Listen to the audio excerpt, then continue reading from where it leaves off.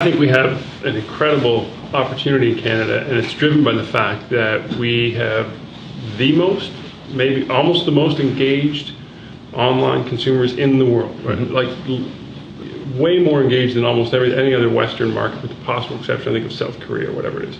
Super engaged, and we still kind of under-index on innovation. Certainly, if ad spend online is a proxy for doing new and interesting things. So huge opportunity, and I think it comes down to innovation. I think it comes down to companies. This is the time to be daring, and we're just. We don't just have the bandwidth. We have every culture in the world here. But unfortunately, we also have a very conservative culture. So not conservative politically. Well, that's a good question. I wish I knew, because typically what we do is we wait until the U.S. does something, and then we try to recreate that or duplicate it. But you're in charge of this. I heard earlier, this is your job at Globe and Mail. Why aren't we seeing 5 campaigns out of the Globe and Mail that are so beautifully orchestrated that the rest of the newspaper world goes, man, why can't we do that? And if we started doing that, then the newspaper would just be one of the stages that we have, like delivering print. Who cares? We've got an audience that's loyal, and therefore we command it. Well, I think our issue is much the same as, say, Microsoft. We have an existing business that produces 80% of our revenue. We can't just ignore that and start spending all our resources on this new thing. So death by 1,000 penknives, and then But you can't. Well, we can't experiment, though. We can't experiment. Off parts of your business and experiment in a certain segment. And I mean, we're trying to do that, but you've still got this large sort of thing that you have to run that takes resources, that still produces a bunch of revenue. You have to balance. So you can't keep up with the things. speed that you were talking about earlier that this online world demands. It's tough. Okay. It's tough.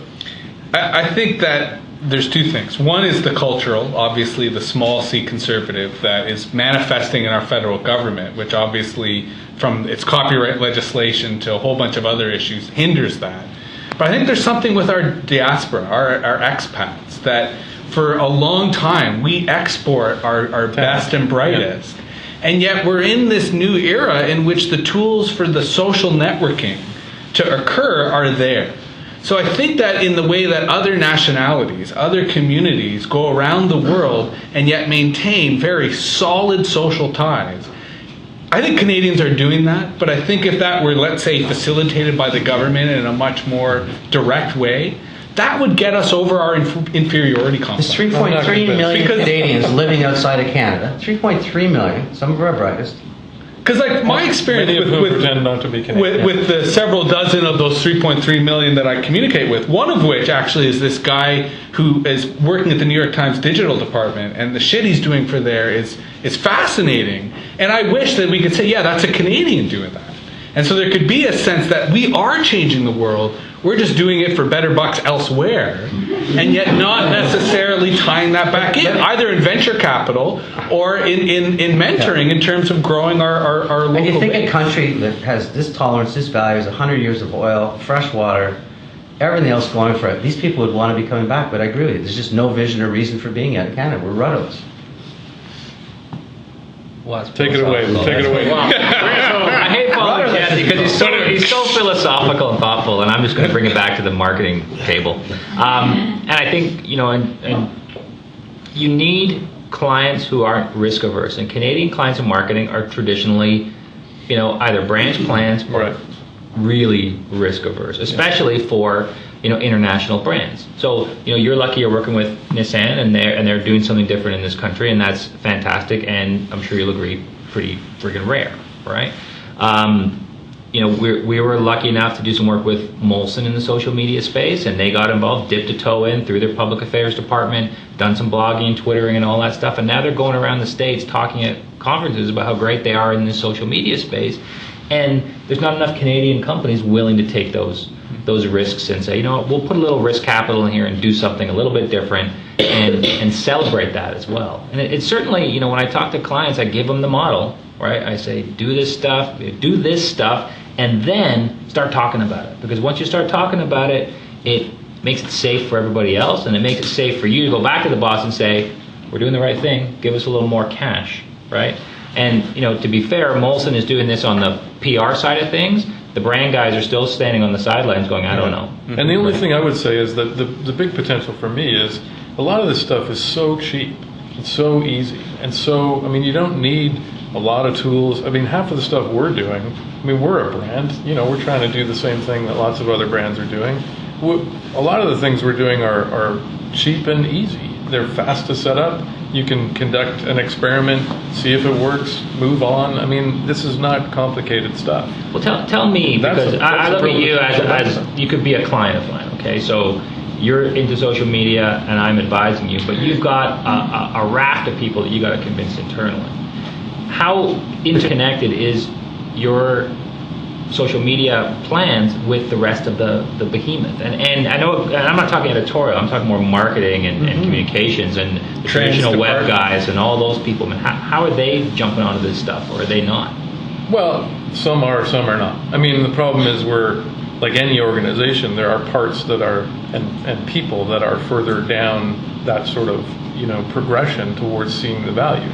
So you've got to, what I try to do is, and I'm sure lots of companies do the same thing, I'm trying to find people who are there or close to being there, and then I focus on them, you know, and I try to spread the message to others in whatever way I can. But I think the best way to send the message is to experiment, do something, and then say, look what we did, and look the results we got, and look at how fast and cheap and easy it was. Are people from the marketing department involved with what you're doing? They're interested. Well, that's a big leap. They're interested. That's the scary. That's the scary. You know, thing, right? The your point. opportunity, as you're saying, is this is a marketing opportunity, and so many marketers just are nowhere near. This isn't a marketing opportunity. This is an opportunity for us to help redefine what our future economy is, which is the new models, the new products, the new services. Test them here, export them elsewhere. I'm not just talking about a marketing point of view. Anyways, just in the interest of time, we're going to wrap up because I think we could go. Do one more question? Yeah, just had the most brilliant thing whispered in my ear. Okay, sure. Let it out. Well, that would be kind of easy to be disappointed. But I just said, you were asking about the economic model. What do you guys do? What's that $1 trillion spend? I said, like, stop trying to teach them how to be brands. You guys in the marketing complex, go teach them how to be human beings. And in fact, to your other question about Canada, Canadians are pretty nice people, and we're online a lot. And if you just could teach your clients how to harness the power of the people that work for them, to simply tell the stories, right? So a lot of the marketing has been in telling these fantastic imaginary stories about driving down the road with a car. You know, tell the story about the guy in the plant who built this car with care and love, and let him go talk to the person who's going to buy it. That's a lot more likely. Now that's a hard story, but that's I think the value that you guys as storytellers can bring to your clients, which is teach them how to be human beings and then communicate. And I know, you said it earlier, it's not that complicated. It really is that simple. It's hard for them to get their heads around it, hard for the organizational structure to change, but I think just teach them how to be human beings. But like you said, the industry's gotten so used to shouting. What about just talking? Conversation and listening. Yeah, and listening. And I think that's why it's so exciting at this era, because there's some people that are getting it. There's a lot of giants that are failing. The guy that had the most dealerships that out-advertised everybody, General Motors. And the entrepreneurial guys are coming up and building those cool electric cars and starting to get people talking about it. So it's a different world. We have one question, and then we're going to... I have a question. So if you work for an organization, how do you break through the bureaucracy? The bureaucracy, especially if it's a public organization that they have to control all the marketing messages that come out, where you have people who have even been on Facebook and are in charge of marketing. How do you create change within an organization? Are you talking public, like publicly traded, or are you talking public, like publicly traded? I mean, obviously that's a very personal decision, I think, but I mean, you have to decide what you want to do for a living. You have to decide, how loud do I want to shout? And because I think there is, I've been in this industry, like I said, for 8 or 9 years. There is such unbelievable potential, and those seem like a long 8 or 9 years to me. It's a lot of that has been kind of frustrating. We've been eking out kind of small wins, but I think you have to shout really, really loud. I think you have to decide that you want to make a huge difference, and I think and aim, in my opinion, just aim really high. Like we have the chance to do really, really radical things that really are game changing, things that change industries. And I think we have the kind of the right and frankly the obligation in some senses to aim high and to shout really loud. I think you need people who are willing to be subversive.